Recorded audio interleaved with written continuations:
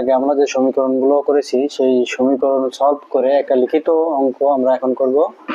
তো লিখিত অঙ্কটা হচ্ছে এরকম যে এখানে বলতে সুমন 3 বাক্স চকলেট কিনলো, তার ডাক খরচ ছিল 9 টাকা, মোট খরচ হলো 45 টাকা, তাহলে প্রতিটি বক্সের খরচ কত? তো সুমন এখানে কয় বাক্স কিনছে চকলেট? 3 বাক্স চকলেট কিনলো, তার ডাক খরচ বা ডেলিভারি খরচ ছিল 9 টাকা আর মোট খরচ হলো 45 টাকা, তাহলে প্রতিটি বক্সের খরচ কত? তো আমরা এটা সমাধান করতে পারি।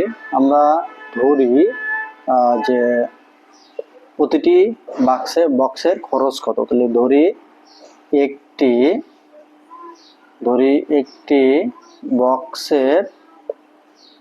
একটি বক্সের খরচ সমান x টাকা। তো কয়টা এখানে বাক্স কিনছে বা কয়টা বক্স কিনছে?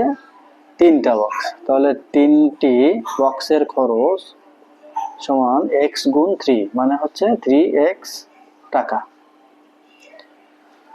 তো এখানে বক্সের খরচ টোটাল 3টা বক্সের খরচ 3x টাকা এবং তার ডাক খরচ ছিল 9 টাকা, এই সব মিলায়ে মোট খরচ হচ্ছে 45 টাকা।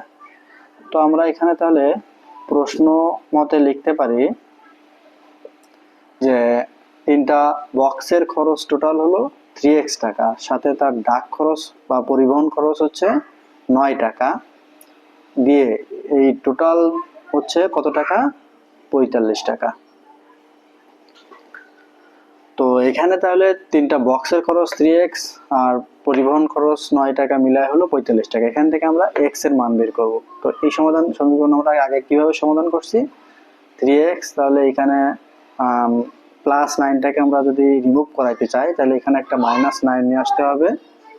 এখানে 45 আছে, এখানেও তাহলে আমরা কি দেব? -9।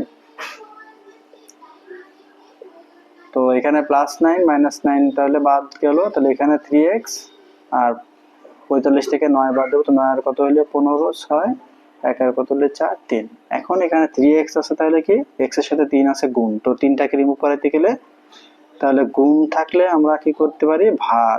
তাহলে এখানে 3টাকে রিমুভ করাইতে গেলে এখানে একটা 3 দিয়ে ভাগ করলাম, তাহলে এই পাশটাতেও একটা কি করলাম? 3 দিয়ে ভাগ করলাম, তাহলে 3 3 এখানে বাদ গেল, তাহলে x সমান আর 36কে 3 দ্বারা ভাগ করলে কত হয়? 12। তাহলে x এর মান বের হলো 12। অতএব তাহলে আমরা বলতে পারি যে প্রতিটি বক্সের